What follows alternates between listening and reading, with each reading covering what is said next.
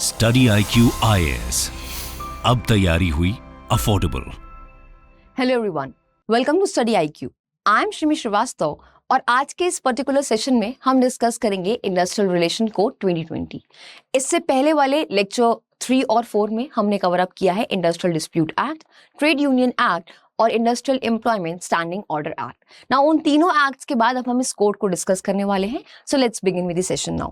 इस सेशन को स्टार्ट करने से पहले अगर आपको जो भी पीपीटी, जो भी कंटेंट मैं यहाँ पे क्लास में यूज कर रही हूँ वो चाहिए तो आप मुझसे कनेक्ट हो सकते हैं टेलीग्राम और इंस्टाग्राम के माध्यम से। तो टेलीग्राम पे आप सर्च कर सकते हैं श्रीमी श्रीवास्तव के नाम से। सिमिलरली इंस्टाग्राम पे आप मुझे फॉलो कर सकते हैं। कोई भी डाउट हो, आपको पीपीटी कलेक्ट करनी हो अपने रिविजन पर्पस के लिए, या फिर आपको कोर्स के रिस्पेक्ट में कोई डाउट हो, तो आप मुझे रीच आउट कर सकते हैं इन दोनों में से किसी भी सोशल मीडिया हैंडल पे। एक और इंपॉर्टेंट चीज कि स्टडी IQ प्रोवाइड कर रहा है आपको क्रैश कोर्स EPFO का। नाउ इस क्रैश कोर्स में हम आपको प्रोवाइड कर रहे हैं लाइव क्लासेस, जहां पे आप अपने सारे सब्जेक्ट्स को कवर अप कर सकते हैं एग्जामिनेशन पॉइंट ऑफ व्यू से। इस कोर्स में जो नॉन GS सब्जेक्ट्स हैं, स्पेशली जो आपके प्रिपेयर नहीं होंगे, because again you might also be giving the UPSC examination, right. बहुत सारे आप में से लोग UPSC एग्जामिनेशन दे रहे होंगे जिनका GS का पार्ट तो ऑलरेडी कवर अप होगा, आई प्रिज्यूम दैट। एंड जो नॉन GS पार्ट है उसके लिए यहाँ पे आप लाइव क्लासेस ज्वाइन कर सकते हैं। आप हमसे अपने सारे डाउट सारी रिस्पेक्टिव फैकल्टी से पूछ सकते हैं क्लास में, और अपने सिलेबस को कॉम्प्रिहेंसिव तरीके से एग्जामिनेशन पॉइंट ऑफ व्यू से कवर अप कर सकते हैं।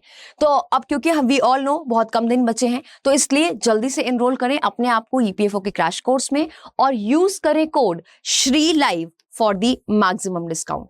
तो जैसे ही आप वेबसाइट पे जाएं, वेबसाइट में EPFO का कोर्स सर्च करें क्रैश कोर्स, वहां पे सिलेक्ट करने पे मैक्सिमम डिस्काउंट लेने के लिए आप यूज करें code Shri live. And we all know whenever we start something, right, so how to remember this code, particular code, so that you can avail the maximum discount. So we all know that कुछ भी नया काम करने जाते हैं तो हम ऊपर वाले का नाम लेते हैं, right? श्री गणेशाय नमः and all that. So this is the way you just enter the code Shri Life, take the maximum discount and just enroll yourself in this course and complete your entire syllabus with the point of view of examination, so that come time में ही आप manage कर सको अपने पूरे syllabus को, चाहे वो आपका GS पार्ट हो या फिर नॉन GS पार्ट हो। And I am gonna start on Monday with this industrial relation and labour law. तो मंडे से मैं क्लास स्टार्ट कर रही हूँ आपकी इंडस्ट्रियल रिलेशन और लेबर लॉ की। कोई भी डाउट हो आप लाइव क्लासेस में कनेक्ट होके अपने सारे डाउट्स पूछ सकते हैं और एग्जाम की तैयारी कर सकते हैं। Now start with the session, let's start with the session. Now what is this industrial relation code all about? Now we have seen that there are n number of labour laws. इतने सारे labour laws हैं, तो यहाँ पे सरकार ने क्या सोचा कि इन सबको हम कोड्स में कंसोलिडेट कर देते हैं। There are around 44 labour laws. तो सेंट्रल गवर्नमेंट ने क्या सोचा कि इनको हम कंसोलिडेट करके 4 कोड्स में डाल देते हैं, right. Now what is the intention behind it? The basic intention is to simplify it, ताकि इतनी कॉम्प्लेक्स जो चीजें हो रही हैं, इतने सारे एक्ट्स हैं, मैटरनिटी बेनिफिट के लिए मैटरनिटी बेनिफिट एक्ट में जाना पड़ रहा है, then there are state insurance act, then employees compensation act, ये सारे आपकी सोशल सिक्योरिटी से के रिस्पेक्ट में है। वेजेस के रिस्पेक्ट में we have lot many acts, payment of wages act, minimum wages act. तो बहुत कंफ्यूजन हो रही है और इफेक्टिव तरीके से उन पर्टिकुलर एक्ट का इस्तेमाल भी नहीं हो रहा है। तो इस वजह से सिंप्लीफाई करने के लिए और आपको कॉम्प्लेक्स चीजें हैं उसको सिंप्लीफाई हो जाए और एक यूनिफॉर्मिटी लाने के लिए इन सारे 44 लेबर लॉज को कंसोलिडेट कर दिया गया है बस 4 कोड में, राइट। तो इंटेंशन क्या है कि इंडिया के जो लेबर लॉज है उनको इजी बनाए, ठीक है, एंड फैसिलिटेट करें आपकी ईज ऑफ डूइंग बिजनेस को। Now to streamline and rationalise the existing labour laws, the central government has combined them into 4 codes. और सेंट्रल गवर्नमेंट इनको 4 कोड्स में कंबाइन कर दिया गया है। अब 4 कोड आपके एग्जिस्ट करते हैं एंड उनको कैसे जाना जाता है? As a codification of labour laws. मतलब पूरे लेबर लॉज आपके जितने 44 लेबर एक्ट्स थे उन सबको कंसोलिडेट करके 4 कोड्स बना दिए गए हैं। अब वो 4 कोड्स बेसिकली कौन से हैं आपके? Code on wages act, industrial relation code 2020, occupational safety health and working condition 2020 और लास्ट है आपका code on social security 2020। Now आज की क्लास में हम कवर अप करने वाले हैं इंडस्ट्रियल रिलेशन कोड 2020, बिकॉज इससे प्रीवियस 2 लेक्चर्स में हम इसके रिस्पेक्ट में जितने भी एक्ट्स थे वो कवर कर चुके हैं। इंडस्ट्रियल डिस्प्यूट एक्ट हो गया आपका, ट्रेड यूनियन एक्ट हो गया और स्टैंडिंग ऑर्डर्स एक्ट हम ऑलरेडी कवर कर चुके हैं। आज हम पढ़ेंगे industrial relation code. Now industrial relation code basically है क्या? अगर हम इंडस्ट्रियल रिलेशन कोड की बात करें तो it offers a comprehensive framework. सबसे पता चल रहा है कि भाई हमारा बेसिक मोटिव क्या था, उसको कंप्रीहेंड करना, उसको कंसोलिडेट करना, जो इतने सारे लॉज बना दिए हैं लेबर को, उनको कंसोलिडेट करके कोड्स में डालना। Now framework to safeguard employees right. Basic purpose क्या है कि भाई एम्प्लॉइज की राइट को सेफगार्ड करो, एम्प्लॉयर्स की भी राइट को सेफगार्ड करो, एंड आपको राइट प्रोवाइड किया जाए कि आप फॉर्म कर सकते हैं ट्रेड यूनियन, रिड्यूस करी जाए hostility between the employers and the employers and establish rules for resolving the disputes. ठीक है, और आपको प्रॉपर रूल्स मिले जिसमें आप जो है अपने जितने भी ये डिस्प्यूट्स हो रहे हैं उनको आप रेगुलाइज कर सको, एक मैकेनिज्म हो आपके पास अच्छा, सो दैट आप जो है अपने इस पूरे कोड में एक प्रॉपर मैकेनिज्म प्रोवाइड कर सको डिस्प्यूट को सॉल्व करने के लिए, राइट, लेबर डिस्प्यूट को सॉल्व करने के लिए। Now the purpose of this code is to protect the rights of the employers and the employers. Basic purpose क्या है कि एम्प्लॉय के भी और एम्प्लॉयर के भी राइट को प्रोटेक्ट किया जाए। Collectively, these laws represent significant overhaul of India's labor law and are intended to provide greater protection and safety to the worker. अब बेसिक पर्पस क्या है कि भाई हम सेफ्टी प्रोवाइड करें वर्कर्स को भी, उनको कोई भी एम्प्लॉयर एक्सप्लॉइट ना करे। तो ये सारा बेसिक पर्पस है कि भाई उनके राइट्स पे सेफगार्ड हो, उनके राइट्स पे सेफगार्ड हो, एम्प्लॉयर और एम्प्लॉय की यहाँ पे बात हो रही है, और एम्प्लॉयर एम्प्लॉय को एक्सप्लॉइट ना करे। तो यहाँ पे एक इन्होंने ग्रोथ के लिए, आपके इकोनॉमिक ग्रोथ के लिए, इनफैक्ट प्रोडक्टिविटी इंक्रीज करने के लिए यहाँ पे ये कोड लेकर आए हैं, कंसोलिडेट कर दिए इन्होंने तीनों एक्ट को, राइट। नाउ कौन से एक्ट आपके इस इंडस्ट्रियल रिलेशन कोड में कंसोलिडेट हो गए हैं? तो basically on 28 November 2019 Mr. Santosh Kumar Gangwar, Minister of Labor and Employment, introduced this particular code in लोक सभा। तो इन्होंने यहाँ पे इंडस्ट्रियल रिलेशन कोड लोकसभा में इंट्रोड्यूस किया। उसके बाद ये कोड जो है स्टैंडिंग कमेटी को भेज दिया गया। अब इस कोड में कौन से एक्ट आपके मर्ज हुए हैं? That is your industrial dispute act, trade union act and your industrial employment standing order act. इन तीनों को मर्ज कर दिया है और एक कोड बना दिया है आपका industrial relation code, right. Now क्या एप्लीकेबिलिटी है इस कोड की? अगर हम एप्लीकेबिलिटी की बात करें तो ये कोड आपका एप्लीकेबल होता है ऑर्गेनाइज सेक्टर में। ऑर्गेनाइज सेक्टर में ये कोड एप्लीकेबल होता है। Industries like manufacturing, mining, electricity and transportation सब पे एप्लीकेबल होता है, सब इसमें इंक्लूड होता है आपका। एट द सेम टाइम ये पब्लिक और प्राइवेट सेक्टर पे भी एप्लीकेबल होता है, राइट। और उन सारे एस्टैब्लिशमेंट्स और ऑर्गेनाइजेशंस में जहां पे आपके पास सर्टेन नंबर ऑफ एम्प्लॉयर्स काम कर रहे हैं, एम्प्लॉयज काम कर रहे हैं, ठीक है, सर्टेन नंबर ऑफ वर्कर्स काम कर रहे हैं, उन पे भी ये एप्लीकेबल होता है। Now this code is not applicable to unorganised sector. ये कोड आपका अनऑर्गेनाइज सेक्टर पे काम नहीं होता, जहां पे कोई फिक्स प्लेस ऑफ वर्क नहीं होता या जहां पे large number of people are not working, जो आपका स्मॉल बिजनेसेस होते हैं, उस पे आपका ये कोड एप्लीकेबल नहीं होता है। तो ये एप्लीकेबिलिटी है इंडस्ट्रियल रिलेशन कोड की। नाउ ये इफेक्ट में कब आएगा? तो एक इंपॉर्टेंट चीज जो आपको ध्यान में रखनी है कि अभी तक ये कोड आपका इफेक्ट में नहीं आया है, ठीक है। इसको प्रेसिडेंट की एसेंट मिल गई है, सब कुछ रेडी है, बट अभी ये इफेक्ट में नहीं आया। ये इफेक्ट में कब आएगा? जब सेंट्रल गवर्नमेंट एक डेट बता देगी कि भाई इस डेट पे ये ऑपरेटिव हो जाएगा, ये इफेक्ट में आ जाएंगे आपके कोड्स। तो अभी तक कोई भी डेट नहीं आई है।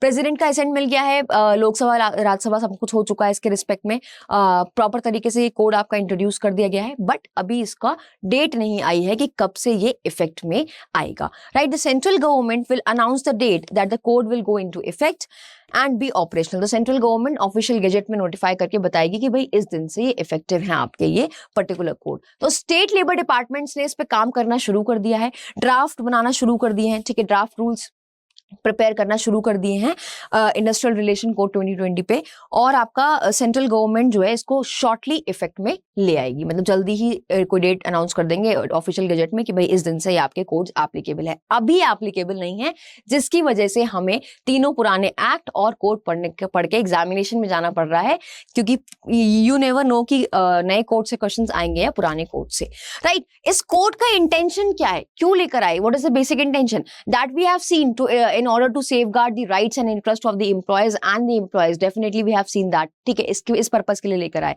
साथ में यहाँ पे इंटेंशन है अपडेट और कंसोलिडेट करना लॉस को, ओके, ठीक है, जो आपके गवर्न कर रहे हैं ट्रेड यूनियन से, ठीक है, लेबर यूनियन से। तो उन सारे लॉज को कंसोलिडेट करना जो आपके गवर्न कर रहे हैं ट्रेड यूनियन से या वर्किंग कंडीशन से, कि एस्टैब्लिशमेंट में कैसी वर्किंग कंडीशन है, उसको इम्प्रूव करना, उसको और अच्छा बनाना, और साथ में स्पीडी डिस्पोजल करना डिस्प्यूट्स को लेबर कोर्ट के द्वारा, कि जल्दी जल्दी आपके जो भी डिस्प्यूट्स आ रहे हैं उनको स्पीडी मैनर में डिस्पोज ऑफ किया जाए और उसका रेजोल्यूशन निकाला जाए उन लेबर डिस्प्यूट्स का।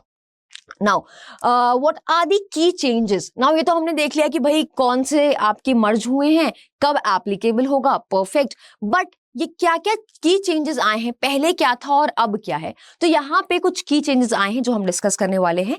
तो एक कंप्रिहेंसिव सेट ऑफ लॉ है, we all are aware by this time कि हाँ भाई कंप्रिहेंसिव है, सारा कवर करता है, इन तीनों एक्ट्स को कवर करता है आपके जो आपके मर्ज हुए हैं इस पर्टिकुलर कोड में। रिलेटेड है आपके राइट्स एंड रिस्पॉन्सिबिलिटीज से of the employees and the employers. तो यहाँ पे क्या क्या की चेंजेस है। सबसे पहला जो डेफिनेशन वर्कर की है, यहाँ पे इसके स्कोप को वाइड कर दिया गया है। नाउ पहले हमने पढ़ा था तो हमने वर्कमैन पढ़ा था, राइट। अब उस वर्कमैन को पहली बात तो इस टर्म वर्कर से रिप्लेस कर दिया गया है। अब वर्कर के नाम से डेफिनेशन दे रखी है आपके इस नए कोड में। और यहाँ पे क्या चीज, इसका स्कोप कैसे वाइड किया, इसको और एक्सटेंडेड मीनिंग दे दी इस पर्टिकुलर टर्म को, और इसमें इंक्लूड किया employees of sale promotion, working journalist, और साथ में अदर एम्प्लॉइज, न्यूज़पेपर एम्प्लॉइज। तो इन लोगों को इसमें इंक्लूड कर दिया, मतलब अब ये लोग भी वर्कर की डेफिनेशन में फॉल करेंगे। दूसरा जो चेंज आया है दैट इज, अब इस वर्कर के टर्म में वो लोग भी आएंगे जिनकी सैलरी 18,000 रुपए से कम है और वो सुपरवाइजरी रोल में है। तो जो लोग सुपरवाइजरी रोल में 18,000 रुपए से कम कमा रहे हैं वो भी आपके इस वर्कर की डेफिनेशन में फॉल करेंगे। Clear? Now their employees may among the other parties be required to terminate their employment as per the retrenchment rules। और इन सब पे भी जिन लोगों को इंक्लूड किया गया इस वर्कर की डेफिनेशन पे, उन पे भी सेम रिट्रेंचमेंट के रूल्स एप्लीकेबल आपके होंगे। Clear? Now next definition industry. मैंने इंडस्ट्रियल डिस्प्यूट एक्ट में जब आपको इंडस्ट्री की डेफिनेशन पढ़ाई थी तो मैंने आपको बताया था कि एक लैंडमार्क केस आया था ऑनरेबल सुप्रीम कोर्ट का, बैंगलोर वाटर सप्लाई केस। उस पर्टिकुलर केस में एक बहुत वाइड डेफिनेशन दी थी इंडस्ट्री की, और वही वाइड डेफिनेशन यहाँ पे इस नए कोड में अडॉप्ट कर ली गई है। नाउ क्या डेफिनेशन है यहाँ पे इंडस्ट्री की, रिगार्डलेस ऑफ दिस फैक्ट कि वो पर्टिकुलर स्टैब्लिशमेंट, वो इंडस्ट्री मोटिव के लिए रन करता है, कैपिटल इन्वेस्टमेंट है या नहीं, कोई उसका प्रॉफिट अर्निंग मोटिव है उसके पीछे, इससे कोई फर्क नहीं पड़ता, पहली बात। दूसरा कि इंडस्ट्री आप किसे कहोगे, जहां पे भी कोई एक ऑर्गेनाइज एक्टिविटी हो रही है और वो ऑर्गेनाइज एक्टिविटी हो रही है by the employer and the employee, और साथ में किस वजह से वो ऑर्गेनाइज एक्टिविटी कर रहे हैं, क्या कर रहे हैं उस एक्टिविटी में, वो कुछ प्रोड्यूस कर रहे हैं, ठीक है, आप प्रोडक्शन कर रहे हो, डिस्ट्रीब्यूशन कर रहे हो, सप्लाई कर रहे हो, किस चीज का, गुड्स एंड सर्विसेज का। क्यों? For satisfying the human wants and needs, right. Human wants और नीड्स को सेटिस्फाई करने के लिए आप प्रोड्यूस कर रहे हो, डिस्ट्रीब्यूट कर रहे हो, सप्लाई कर रहे हो गुड्स एंड सर्विसेज, और ये सारी चीजें आप एक सिस्टमैटिक तरीके से कर रहे हो by the cooperation between the employer and the employee. तो यही डेफिनेशन आपकी यहाँ पे दे रखी है, regardless of whether an activity is pursued with a profit motive or involves a capital punishment, इससे फर्क नहीं पड़ता। The code defines industry as a systematic activity between the employer and the employer for the production, supply and distribution of goods and services with the goal of satisfying human wants and needs। Now यहाँ पे एक चीज important है, it should not merely a spiritual or religious, वो religious और spiritual नहीं होना चाहिए। Clear? Now organisation that provides charitable services, अब वो ऑर्गेनाइजेशन जो चैरिटेबल सर्विसेज प्रोवाइड करती हैं या सोशल नेचर है जिसका, या फिलैंथ्रोपिक सर्विसेज प्रोवाइड करती हैं, या फिर कोई गवर्नमेंट का सोवरेन फंक्शन है, वो सारी चीजें आपकी इस डेफिनेशन में एक्सक्लूड कर दी गई है। तो अगर चैरिटेबल काम करो तो आप उसको इंडस्ट्री नहीं कहोगे, वो इंडस्ट्री की डेफिनेशन में फॉल नहीं करेगा। सिमिलरली आप फिलैंथ्रोपिक सर्विसेज प्रोवाइड कर रहे हो, जैसे आप किसी की हेल्प कर रहे हो, राइट, जिसमें आपका मनी इन्वॉल्व है, तो वो सारी चीजें आपकी इस पर्टिकुलर इंडस्ट्री की डेफिनेशन में नहीं फॉल करेंगी। सोवरेन फंक्शंस भी गवर्नमेंट के फॉल नहीं करेंगे इंडस्ट्री के डेफिनेशन में। Clear? Additionally the central government has the authority to exclude any other activity from falling under this definition. और यहाँ पे जो इंपॉर्टेंट चीज क्या है कि सेंट्रल गवर्नमेंट जब चाहे तो वो किसी को भी एक्सक्लूड कर सकती है इस पर्टिकुलर डेफिनेशन से। तो अगेन हियर जो ब्रह्मास्त्र है वो सेंट्रल गवर्नमेंट के पास है। सेंट्रल गवर्नमेंट चाहे तो वो किसी भी कैटेगरी को एक्सक्लूड कर सकती है कि भाई ये इंडस्ट्री की डेफिनेशन में फॉल नहीं करेंगे। Clear? Now let's see the next thing, benefits for the payment of employees for fix term employees. अब फिक्स टर्म एम्प्लॉइज कोई होते हैं, जैसे कौन से होते हैं, जो कोई पर्टिकुलर टाइम के लिए कि भाई कॉन्ट्रैक्ट कर लिया कि हम 1 साल के लिए काम करेंगे। तो यहाँ पे फायदा क्या है, फिक्स टर्म एम्प्लॉइज के राइट्स तो प्रोटेक्ट हो रहे हैं कि उनको आप ट्रीट करोगे एज अ नॉर्मल एम्प्लॉय, पहली बात। दूसरी चीज ये है, एम्प्लॉयर के लिए फायदा है यहाँ पे कि वो डिमांड और सप्लाई को देखकर अपॉइंट कर सकता है, right? Now fix term employ will have a legal basis. पहले कोई लीगल बेसिस नहीं था फिक्स टर्म एम्प्लॉइज के लिए किसी भी एक्ट में, इन तीनों एक्ट में, राइट? बट अब इस कोड में उनको एक लीगल बेसिस दे दिया गया है which depends on the notification from different state government, जो डिपेंड करता है of course her state government अपनी नोटिफिकेशन से वो बताएगी। It gives employers more freedom. अब यहाँ पे एम्प्लॉयर के पास ज्यादा फ्रीडम है कि वो हायर कर सकता है on the basis of supply and demand, कि क्या सप्लाई है क्या डिमांड है उसके हिसाब से वो आप बंदे हायर कर सकता है काम कराने के लिए, मतलब वर्कर्स को हायर कर सकता है। Now this fixed term employees can get benefit on pro rata basis and if they have work for their company for a full year as stated in their contract, जैसे उनके contract में stated term है उसके हिसाब से अगर वो पूरे साल काम कर देते हैं या कॉन्ट्रैक्ट के हिसाब से काम करते हैं तो उनको वो सारे बेनिफिट्स भी मिलेंगे जैसे एक नॉर्मल परमानेंट एम्प्लॉय को मिलते हैं। They have the same working conditions, pay, allowances and other benefits as the permanent employees. तो उनके सारे पर्क, सारे बेनिफिट्स, सारे अलाउंसेस सेम होंगे जैसे आपके परमानेंट एम्प्लॉय के होते हैं, right? Now talking about strike and lockout, यहाँ पे भी कुछ चेंजेस आए हैं आपके स्ट्राइक और लॉकआउट के रिस्पेक्ट में। तो एग्जिस्टिंग लॉ में सिर्फ वो एम्प्लॉयज जो आपके वर्क करते थे पब्लिक यूटिलिटी सर्विसेज में वो स्ट्राइक पे जा सकते थे। वो एम्प्लॉयज जो पब्लिक यूटिलिटी सर्विसेज में काम करते थे वो जा सकते थे स्ट्राइक पे। कब? नोटिस देने के बाद। क्या नोटिस पीरियड था वो आपका? 6 वीक्स का नोटिस पीरियड था कि भाई 14 डेज के बाद आप 6 वीक के अंदर चले जाओ स्ट्राइक पे, right? Can go on strike after 14th day of their 42 day notice. अब यहाँ पे इसको नोटिस का जो पीरियड है ना वो बढ़ा दिया गया है इस कोड में। स्ट्राइक के लिए ध्यान से सुनना, स्ट्राइक के लिए कहता है that worker at all industry, क्या कह दिया यहाँ पे? This particular code on the other hand says that worker in all industry must give 60 days notice। कितने दिन का नोटिस देना होगा? 60 डेज का नोटिस देना होगा वर्कर को। अब किसी भी स्टैब्लिशमेंट में आप कर रहे हो, अगर आप स्ट्राइक पे जा रहे हो तो आपको 60 दिनों का नोटिस देना होगा before going on strike and they cannot go on strike until 14 days after giving notice। तो वो 14 दिन वाली बात तो सेम है लेकिन यहाँ पे 60 दिन कर दिया गया है, पहले 6 वीक्स था आपका। Clear? Now when it comes to lockout, same rules हैं आपके, लॉकआउट पे भी एप्लीकेबल होते हैं। जो स्ट्राइक के जो चेंजेस किए गए हैं सेम चेंजेस लॉकआउट में भी किए गए हैं। Also the code expand the definition of strike. अब यहाँ पे जो स्ट्राइक की डेफिनेशन है वो भी इस पर्टिकुलर कोड में एक्सपैंड कर दी गई है और इसमें इंक्लूड किया गया है अ डे व्हेन 50 और मोर वर्कर्स आर एब्सेंट। मतलब एक ऐसा दिन जिसमें 50% से ज्यादा वर्कर जो है टेक ऑफ कर रहे हैं, मतलब ऑफ ले रहे हैं बिना नोटिस के, तो उसको आप क्या कहोगे? स्ट्राइक कहोगे। Clear? In this way the court tries to stop workers and employers from going arbitrary strikes and lockout. और ये एक जरिया है जिससे आर्बिट्री तरीके से ना तो एम्प्लॉय जा सकता है स्ट्राइक पे और ना ही एम्प्लॉयर लॉकआउट कर सकता है आर्बिट्री मैनर में। अब इस यहाँ पे स्कोप बढ़ा दिया गया है कि भाई आपको एडवांस में नोटिस देना पड़ेगा और एडवांस का नोटिस का डेट क्या है? 60 डेज। ये ध्यान रखना एग्जामिनेशन के लिए, कोड के में दिया गया है। ये एक्ट का पूछेंगे तो एक्ट का मार्क करके आना है, कोड का पूछेंगे तो कोड का मार्क करके आना है एग्जामिनेशन में।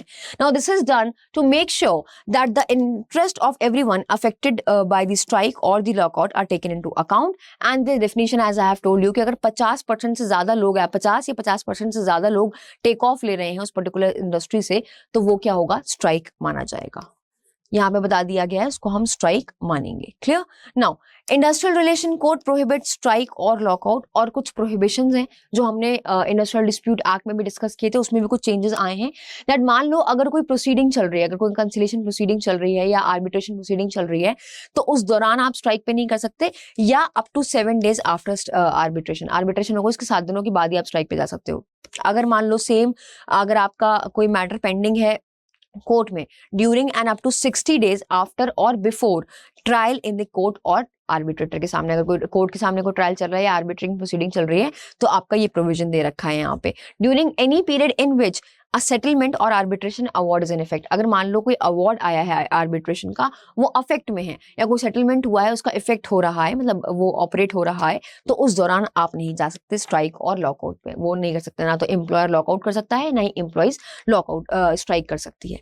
Employer must report to the relevant government and arbitration. अब यहाँ पे this is important that here it is written that कि एम्प्लॉयर को एक रिपोर्ट देनी होगी, रेलिवेंट रिपोर्ट देनी होगी, किसको? गवर्नमेंट को और आर्बिट्रेशन ऑफिसर को with in 5 days of receiving और अनाउंसिंग द स्ट्राइक और लॉकआउट। अगर मान लो उसके पास, एम्प्लॉयर के पास ये नोटिस आता है कि उसके एम्प्लॉयज स्ट्राइक पे जा रहे हैं, तो उसको 5 दिन के अंदर गवर्नमेंट, रेलिवेंट गवर्नमेंट को और आर्बिट्रेशन ऑफिसर को देनी पड़ेगी क्या कहते हैं, एक इंफॉर्मेशन, उसको बताना पड़ेगा, एक रेलेवेंट रिपोर्ट सबमिट करनी पड़ेगी। सिमिलरली अगर एम्प्लॉयर लॉकआउट करता है तो उसको भी इंफॉर्मेशन देनी पड़ेगी 5 दिनों के अंदर। Now this timelines are important for the examination. Talking about the grievance redressal committee, तो यहाँ पे कोड में एक ग्रीवेंस रिड्रेसल कमिटी बना दी गई है, उसका जो मेंबर है उसमें नंबर ऑफ मेंबर्स बढ़ा दिए गए हैं बेसिकली, तो पहले 6 थे और अब 10 कर दिए गए हैं, ठीक है। और यहाँ पे जो ये GRC है, that is your grievance redressal committee, also need to have a good number of women working, तो इस कमेटी में अच्छे खासा नंबर की वुमेन का पार्टिसिपेशन भी होना चाहिए। साथ में the time limit for bringing complaints to the GRC has been set for at 1 year। एक साल के अंदर आपको कंप्लेन लानी है ग्रीवेंस रिड्रेसल कमेटी में। Clear? Now next is this grievance isn't resolve by GRC। अगर मान लो आपकी परेशानी, आपकी दिक्कतें फिर भी रिजॉल्व नहीं होती हैं इस ग्रीवेंस रिड्रेसल कमेटी से, या फिर वर्कर खुश नहीं है उस कमेटी के डिसीजन से, तो यहाँ पे the process no longer stays within the industrial establishment, तो फिर वो प्रोसेस आपका इंडस्ट्रियल एस्टैब्लिशमेंट में नहीं रहता, because the worker can redirect to conciliation procedure, तो उसके बाद वर्कर्स जो है वो कंसिलेशन प्रोसीजर्स में जा सकते हैं। Since a fine up to ₹1 lakh can be given for not following GRC, तो अगर आपने इस ग्रीवेंस रिड्रेसल कमेटी की बात नहीं मानी तो आपके ऊपर फाइन लगाया जा सकता है 1 लाख रुपए तक का। Employer will need to pay close attention to this. Now this is important, employer को इसको हल्के में नहीं लेना है, इसको सीरियसली लेना है इस कमेटी को, और इस कमेटी को बना के रखना है। इसमें 10 मेंबर्स का बता दिया गया है, पहले 6 थे, और वुमेन का पार्टिसिपेशन भी होना चाहिए। ये सारी चीजें यहाँ पे इंपॉर्टेंट है, राइट। और फाइन भी अब लगा दिया गया है, 1 लाख तक का फाइन देना पड़ेगा अगर आपने उसकी बात को नहीं माना या आपने उसको फॉलो नहीं किया उस पर्टिकुलर रिड्रेसल कमेटी को। क्लियर? नाउ स्टैंडिंग ऑर्डर्स में क्या चेंज किए हैं, तो स्टैंडिंग ऑर्डर जब हम डिस्कस करें तो हमने देखा था कि एक लिमिट थी कि जिस भी स्टैब्लिशमेंट में 100 से ज्यादा वर्कर होंगे उनको एक स्टैंडिंग ऑर्डर बनाना होगा। अब वो जो लिमिट है उसको बढ़ा दिया गया है और 300 कर दिया गया है, राइट। नाउ पहले क्या था, ओनली फैक्ट्रीज दैट हैड 100 और मोर employees and were covered by the standing orders act and had to make a standing order and get them certified। ये भाई 100 से ज्यादा लोग हैं, स्टैंडिंग ऑर्डर बनाओ और सर्टिफाइंग ऑफिसर से उसको सर्टिफाई कराओ, right. But now the code gives a broader definition of what an industrial establishment is and raise the number of workers from 100 to 300। तो यहाँ पे अब 300 से ज्यादा होंगे तो आपको स्टैंडिंग ऑर्डर रजिस्टर कराना होगा, अपना सर्टिफाई कराना होगा अपने स्टैंडिंग ऑर्डर को। क्लियर? एम्प्लॉयर की ऑब्लिगेशन होती है, एम्प्लॉयर की यहाँ पे ड्यूटी होती है काम करने की। Now negotiating union and councils, अब यहाँ पे इस कोड ने एक नेगोशिएटिंग यूनियन और काउंसिल्स बनाए हैं, ठीक है, इस पर्टिकुलर कोड में। Now what is this all about? कहता है the code says that a negotiating union or council is only group that can talk to the employer of an industrial establishment on the matters to be prescribed। तो जो matters prescribe कर रखे हैं उस पे कौन बात करने जाएगा? सिर्फ और सिर्फ आपका नेगोशिएटिंग यूनियन और काउंसिल्स बात करने जाएंगे एम्प्लॉयर से। Now a registered trade union, this is important, a registered trade union that is the only trade union in a work place और has at least 51% of workers as member will be recognised as the only negotiating body. उसको हम recognise करेंगे, जो भी trade union है जिसमें 51% से ज्यादा वर्कर्स मेंबर हैं, तो उस पर्टिकुलर ट्रेड यूनियन को हम क्या मानेंगे? नेगोशिएटिंग बॉडी मानेंगे उस पर्टिकुलर वर्क प्लेस के लिए। नाउ व्हाट इफ की नंबर नहीं है, 51% नहीं है, but if there are more than 1 trade union, अगर एक से ज्यादा ट्रेड यूनियन है और किसी भी ट्रेड यूनियन के पास वो मेजॉरिटी नहीं है 51% वाली, तो क्या होगा? A negotiating council with at least 20% of workers as member must be made for the made of the representatives from all major trade unions. Now this council will be only the group that can negotiate. तो यहाँ पे कह रहा है कि जो अलग अलग एक से ज्यादा ट्रेड यूनियंस हैं तो उसमें से रिप्रेजेंटेटिव्स लिए जाएंगे विद एटलीस्ट 20% जो वर्कर्स हैं जो उसके मेंबर है उस पर्टिकुलर ट्रेड यूनियन को, उनको रिप्रेजेंटेटिव बनाया जाएगा from all the major trade unions. और फिर उस ग्रुप आप उसको क्या बोलोगे, नेगोशिएटिंग बॉडी बोलोगे, जो नेगोशिएट करेगी वो काउंसिल होगी जो नेगोशिएट करेगी एम्प्लॉयर से उन मैटर्स पे जो मैटर्स प्रिस्क्राइब्ड है। Clear?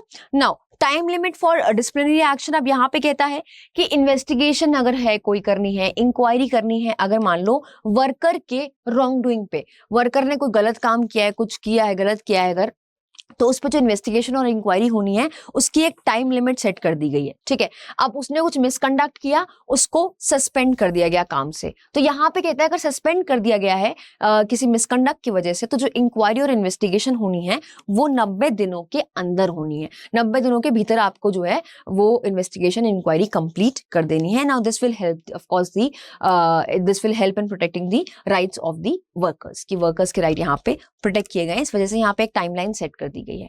Now in respect of closure, lay off and retrenchment, अगर हम तीनों की बात करें क्लोजर, ले ऑफ और रिट्रेंचमेंट की, तो यहाँ पे इस कोड में industrial establishments like factories, mines, plantation only need permission from the government to close और ले ऑफ और retrench their worker if they had 300 or more workers on average पर working day in the previous year. तो यहाँ पे कहता है कि अगर मान लो किसी फैक्ट्री में, माइंस में या प्लांटेशन में या किसी भी इंडस्ट्रियल एस्टैब्लिशमेंट में 300 से ज्यादा लोग काम कर रहे हैं प्रीवियस ईयर में, तो उस पर्टिकुलर केस में अगर आप ले ऑफ करना चाहते हो, रिट्रेंचमेंट करना चाहते हो या फिर क्लोज करना चाहते हो, तो आपको परमिशन लेनी पड़ेगी किसकी? गवर्नमेंट की।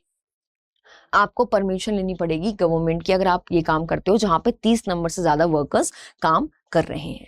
Also the appropriate government has the power to make this limit together higher. Sorry, यहाँ पे कहता है कि एप्रोप्रिएट गवर्नमेंट जो है, एप्रोप्रिएट गवर्नमेंट के पास ये पावर है कि उस लिमिट को हाई भी कर सकती है वो। Now the current law number is what? 100। अब उस नंबर को बढ़ाकर 300 कर दिया गया है। ठीक है, तो करंट लॉ में जैसे नंबर सेट 100 कि भाई तब आपको परमिशन लेनी पड़ेगी, बट अब इसको बढ़ाकर 300 कर दिया गया, कुछ स्टेट्स ने कर दिया गया था, और अब इसका थ्रेशोल्ड इसीलिए हमने इंक्रीज कर दिया है कोड में। Now the change will not only make the threshold uniform for all the states but it will also give the employers more freedom to run their business. और यहाँ पे ऑफ कोर्स उनको और liberty मिलेगी employers को कि वो आराम से अपने बिजनेस को पूरी स्वतंत्रता से रन कर सकें। और एट द सेम टाइम यहाँ पे जो ये थ्रेशोल्ड बढ़ाया गया है इससे यूनिफॉर्मिटी लाने के लिए, क्योंकि कुछ स्टेट्स में 300 कर दिया था, कुछ स्टेट में पहले 100 ही थे, तो यूनिफॉर्मिटी लाने के लिए इस कोड में 300 नंबर जो है सेट कर दिया गया है।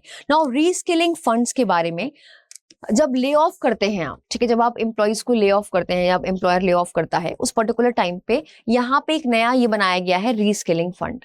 अब ये फंड क्या होगा? बेसिकली कौन इसमें कंट्रीब्यूट करेगा? एम्प्लॉयर कंट्रीब्यूट करेगा।